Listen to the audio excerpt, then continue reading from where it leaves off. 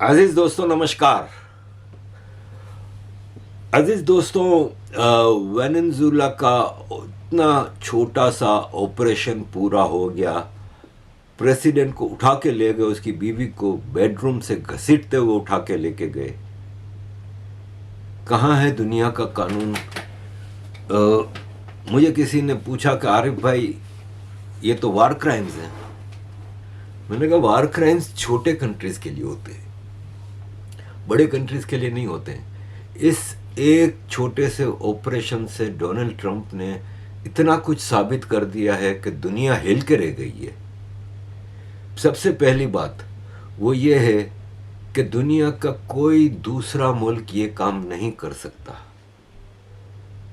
Ukraine की बदमाशी पे पुतिन, रशिया जैसी सुपर पावर भी वो काम नहीं कर सकी। अभी तक जेलेंस्की को नहीं उठा सके, ये उठा ही नहीं सकते थे। लेकिन अमेरिका आज भी दुनिया की सबसे बड़ी सुपर पावर है। एक सुपर पावर के इंग्रेडिएंट जो होते हैं ना, वो ना चाइना पूरा करता है, ना रशिया पूरा करता है, अमेरिका पूरा करता है। क्या? दुनिया की सबसे बड़ी इकोनॉमी है, दुनिया की सबसे बड़ी मिलिट्री पावर है, दुनिया की सबसे बड़ी टेक्नोलॉजिकल पावर है। सारी बड़ी टेक्नोलॉजिकल कंपनियां अमेरिका में हैं। दुनिया की सारी इनोवेशंस अमेरिका से आती हैं। ये इंग्रेडिएंट्स होते हैं सुपर पावर बनने के लिए। रशिया के पास इतनी बड़ी इकोनॉमी नहीं, इतना बड़ा इनोवेशन नहीं। अच्छा, पॉलिटिकल पावर, इनकी मैनिपुलेशन देखें कि जापान से लेकर अमेरिका तक पूरी दुनिया में इनकी मैनिपुलेशन है। 50 से ज़्यादा मुल्कों में इनकी फौजें हैं, 50 से ज़्यादा फौजी अड्डे हैं अमेरिका की दुनिया में। ये पॉलिटिकल पावर है। एक शोर उठा था कि China is taking over America, China America को बहुत जल्द पछाड़ देगा, चाइना ने दुनिया के इतने मुल्कों में अड्डे बनाए। कख भी नहीं। अमेरिका ने वेनेजुएला के प्रेसिडेंट को उठाया। वो प्रेसिडेंट एक ऐसे उसमें रहता था कि बाकायदा बंकर्स थे, स्टील के मोटे मोटे दरवाजे थे, भरपूर सिक्योरिटी थी। पूरा उसका जो डिफेंस सिस्टम था वो चाइना का दिया हुआ था। वो पूरा सिस्टम फेल हो गया। आप अंदाज़ा लगाएं कि अमेरिकन आते हैं हेलीकॉप्टर में, राइट ऑन द प्लेस जहाँ पे है वहाँ पे जाता है और उसको उठा के, उसकी बीवी को बेडरूम से घसीट के उठा के लेके जाते हैं धड़ल्ले से। उनको ये भी पता है कि कोई इनका कुछ बिगाड़ नहीं सकता। अब कह रहे हैं जी न्यूयॉर्क के मेयर ने ये कहा, कांग्रेस ने ये कहा, अमेरिका में प्रोटेस्ट हो रहे हैं। क्या फ़र्क पड़ता है? कोई फ़र्क पड़ता है? तो ये अमेरिका की इस वक्त सुपर पावर है, तो उसके पीछे ये सारी चीज़ें हैं।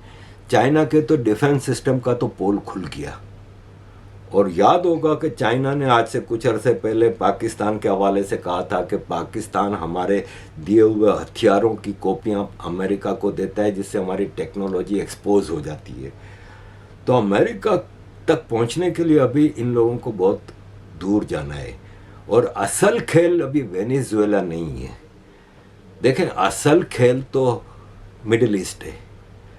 ईरान में आप देख रहे हैं क्या हो रहा है, सऊदी अरब इमारात का टाकरा क्या है, इजराइल का क्या मामला चल रहा है। पूरा इलाका तत्तल पत्थल है। सीरिया में क्या हो रहा है, इराक में क्या हो रहा है, सूडान, सोमालिया, और इन सारे इलाकों को अब कोई बहुत बड़ा गेम इधर खेलना है। लेकिन इधर गेम लंबा चलता है। सदाम हुसैन के खिलाफ अमेरिका को ट्रिलियन ऑफ डॉलर खर्चे करने पड़े, पूरी फौजें उतारनी पड़ी, और कितना लंबा अरसा लगा। ईरान के पीछे अमेरिका 45 साल से लगा हुआ है। वेनेजुएला का मामला तो अमेरिका ने 15 मिनट में सॉल्व कर लिया। हालांकि अभी ये नहीं है कि वेनेजुएला में कंट्रोल हो गया है। वेनेजुएला में गवर्नमेंट वही उसकी मदुरो की है। उसकी वाइस प्रेसिडेंट अब प्रेसिडेंट बन गई है, और उसकी वाइस प्रेसिडेंट ने प्रेसिडेंट बनने के बाद ये कहा है कि वेनेजुएला का लीगल प्रेसिडेंट अभी भी वही है जो अमेरिका ने इस वक्त कैद किया हुआ है, वगैरह वगैरह। लेकिन अब वो नहीं होगा। जो मदुरो कर रहा था, जो ह्यूगो चावेज कर रहे थे, अब वो नहीं होगा। डोनाल्ड ट्रंप खुल के कह रहा है ना, उससे पूछा गया कि चाइना रशिया को अब पेट्रोल वेनेजुला का चाहिए होगा तो बोला हमारी कंपनियां हैं ना, हमारी कंपनियां अब वहाँ से पेट्रोल निकालेंगी। तो जब वेनेजुला में ऑयल एक्सप्लोरेशन तो अमेरिकन कंपनियां ही करती थी ना पहले, अमेरिकन कंपनियों ने वहाँ पे सारा ड्रिलिंग का सिस्टम और ये सब बनाया। बाद में ह्यूगो चावेज ने आके नेशनलाइज कर लिया और सब कुछ अमेरिका को भगा दिया उधर से। तब से इनके पंगे शुरू हुए। तो डोनाल्ड ट्रंप तो खुल के कह रहा है for years, Well, it won't cost us anything because the money coming out of the ground is very substantial, so it's not going to cost us anything. We want safety there. We want to be surrounded by countries that aren't housing all of our enemies all over the world. कहाँ हम petrol निकालेंगे अब, और हम अपना नुकसान जो है वो उधर उसके पेट्रोल से पूरा करेंगे, उसका पेट्रोल बेचेंगे। तो देखें, मसला ये है कि पूरी दुनिया का मीडिया अमेरिकन कंट्रोल में है, दुनिया की पॉलिटिक्स अमेरिकन कंट्रोल में है, इकोनॉमी अमेरिका के कंट्रोल में है।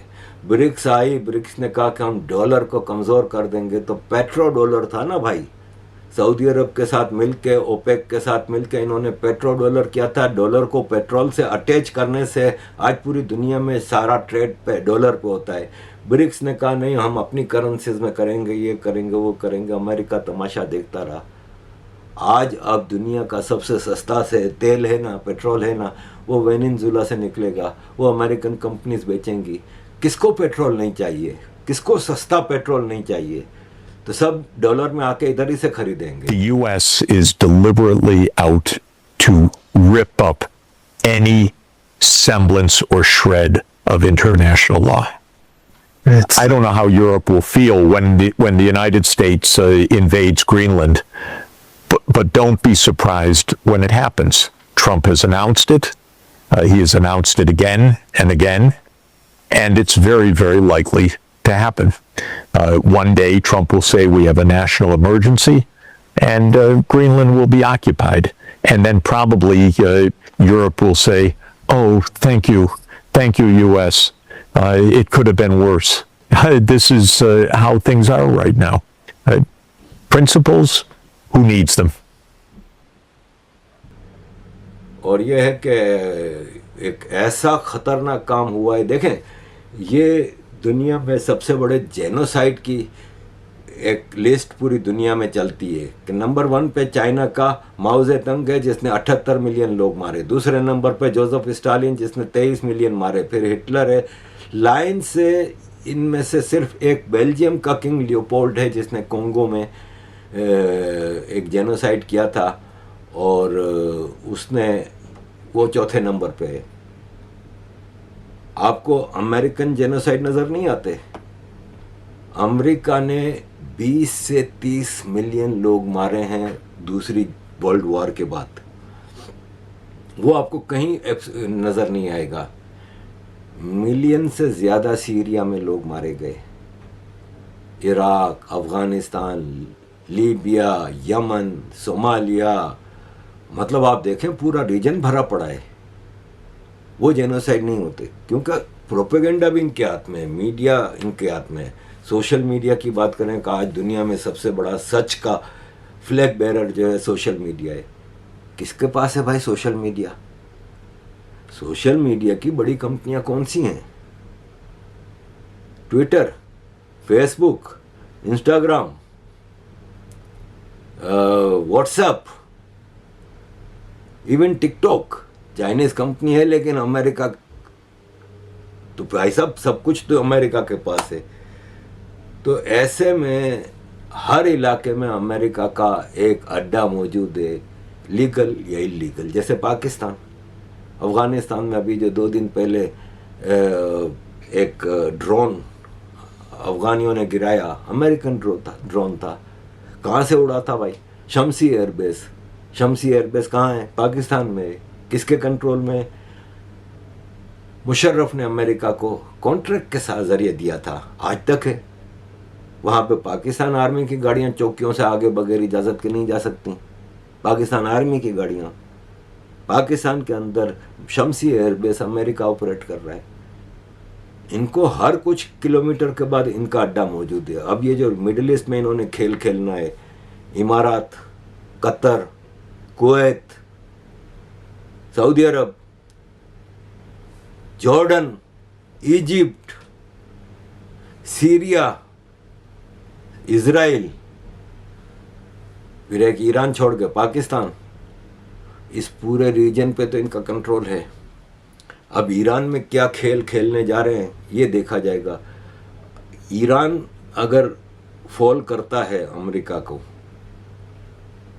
कि मतलब इस प्रेशर के बाद के शाह ईरान का बेटा जो वापसी के लिए अमेरिका के आगे बिल्कुल ही लेट गया है, और उसके हाथ में अगर ईरान दिया जाता है तो फिर वेनेजुला, इराक, ईरान, सऊदी अरब, इमारात, कुवैत, सब तो अमेरिका के कंट्रोल में आ गए। ऑयल प्रोड्यूसिंग कंट्रीज, कौन राज करेगा दुनिया पे? इस वक्त दुनिया की सबसे बड़ी कमोडिटी है वो ऑयल है, पेट्रोल है। एक वक्ती तौर पे आम आदमी को फायदा होगा कि अगर वेनेजुला का पेट्रोल आम हो गया और बिकने लगा पूरी दुनिया में, which I think it will take time, तो फिर पेट्रोल की कीमत कम होगी तो दुनिया में महंगाई शायद थोड़ी कम हो। लेकिन अगर मिडिल ईस्ट में, ईरान और इस पूरे इलाके में अगर एक बड़ा खेल खेला जाएगा तो क्या होगा? अजीज दोस्तों, मिडिल ईस्ट है ना, वो अमेरिका के नज़रें गाड़ी हुई हैं, आज से नहीं, 100 साल से भी पहले। फर्स्ट वर्ल्ड वॉर के बाद जब ऑटोमन एम्पायर टूटती है तो मिडिल ईस्ट तकरीबन पूरा ऑटोमन एम्पायर के कब्जे में था। तो अमेरिका ने ये नक्शा पेश किया था कि तुर्की वो यूएस के कंट्रोल में रहेगा, कुर्दिस्तान वो यूएस के कंट्रोल में रहेगा, आर्मेनिया वो यूएस के कंट्रोल में रहेगा, सीरिया वो यूके एंड यूएस के कंट्रोल में रहेगा, मेसोपोटामिया जो कि इराक और ये जो सऊदी अरब के ऊपर की जो पट्टी है जिसमें इमारात, कुवैत, कतर, बहरीन, ये सब मेसोपोटामिया के नाम से आएगा और वो इंग्लैंड और अमेरिका के कंट्रोल में रहेगा। इजिप्ट ब्रिटिश कॉलोनी रहेगी। सऊदी अरब को इंडिपेंडेंट करेंगे, पूरा रेगिस्तान है, और ज़ाहिर है हम सऊदियों की गवर्नमेंट बना के देंगे उधर। तब तक तो सऊदी अरब 1919 में सऊदी अरब छोटे छोटे कबीले रूल करते थे। नजद में सल्तनत ऑफ नजद थी, ये मोहम्मद बिन सलमान का दादा वहाँ रूल कर रहा था। सल्तनत ऑफ हिजाज थी जो कि मक्का मदीना छोटा सा एक इलाका था जिसको कभी किसी ने दुनिया में कॉलोनाइज नहीं किया, क्योंकि पंगा कौन ले भाई, पूरी दुनिया के मुसलमानों को क्यों दुश्मन बनाए, उधर है क्या जो हमें लेना है, उसको इंडिपेंडेंट रखो। तो तब से इनकी ये नज़र थी, लेकिन ना हो सका जो अमेरिका ने उस वक्त चाहा। खुल के इतना बड़ा सुपर पावर अमेरिका नहीं आया था दुनिया के मामलात में। फर्स्ट वर्ल्ड वॉर के बाद अमेरिका ने अपना इन्फ्लुएंस बढ़ाना शुरू किया। दूसरा, जो इनोवेशंस आई अमेरिका की तरफ से, इलेक्ट्रिसिटी, गैस, गाड़ी, हवाई जहाज, ये वो सब, फिर मिलिट्री, एटम बम और एयरक्राफ्ट्स और ये सब चीज़ें आई।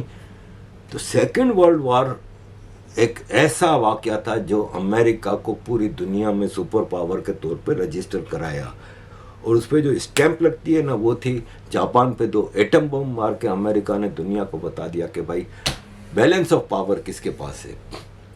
फिर सोवियत यूनियन ने अपनी पावर दिखानी शुरू की, एक बड़े दुनिया के हिस्से पे इसका कब्जा रहा, लेकिन स्टिल अमेरिका इकोनॉमिकली इतना स्ट्रॉन्ग था और सोवियत यूनियन इकोनॉमिकली इतना कमज़ोर था कि वो चल ना सका।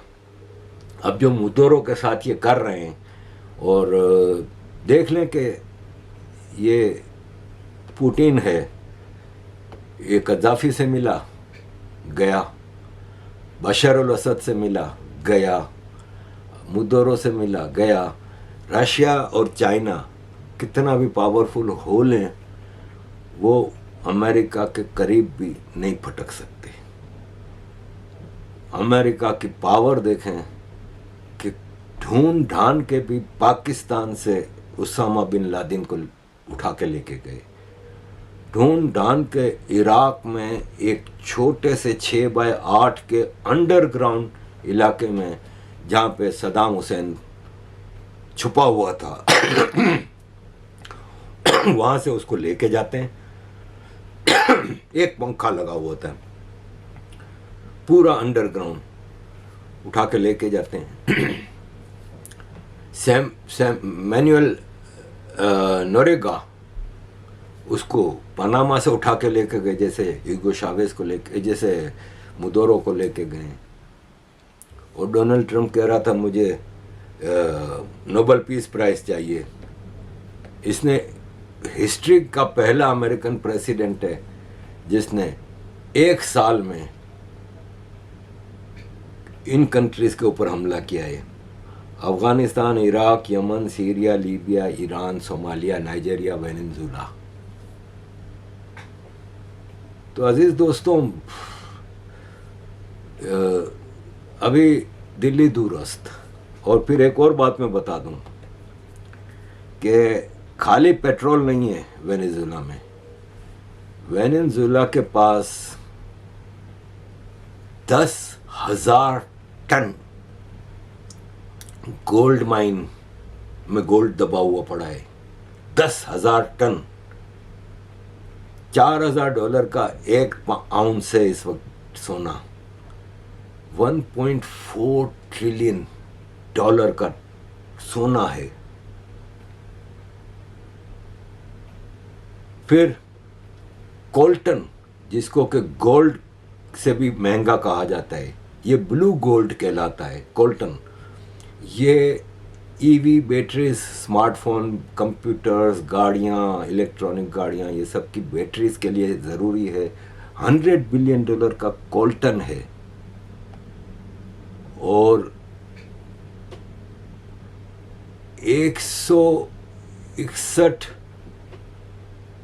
टन सोना, $22 बिलियन का। ये लैटिन अमेरिका का सबसे ज्यादा गोल्ड रिजर्व वेनेजुला के पास है। कोयला, मतलब आप अंदाजा लगाएं कि कोयला और इतनी सारी चीजें हैं वेनेजुला के पास। एक झटके में अमेरिका उसको कब्जा कर लेता है, कोई कुछ नहीं बोल सकता। यूरोपियन यूनियन ने, सब ने इसको तकरीबन सरेंडर कर दिया है, उधर कुछ नहीं बोले। रशिया चाइना ने प्रोटेस्ट कर दिया, कंडेम कर दिया, खत्म। क्या करोगे कंडेम करके?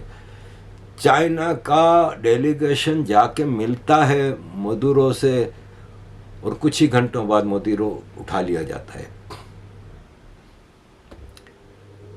आप ये देखें कि नाइजीरिया अफ्रीका का सबसे बड़ा ऑयल प्रोड्यूसर है, उस पर हमला किया कि क्रिश्चियनों का कत्लेआम हो रहा है।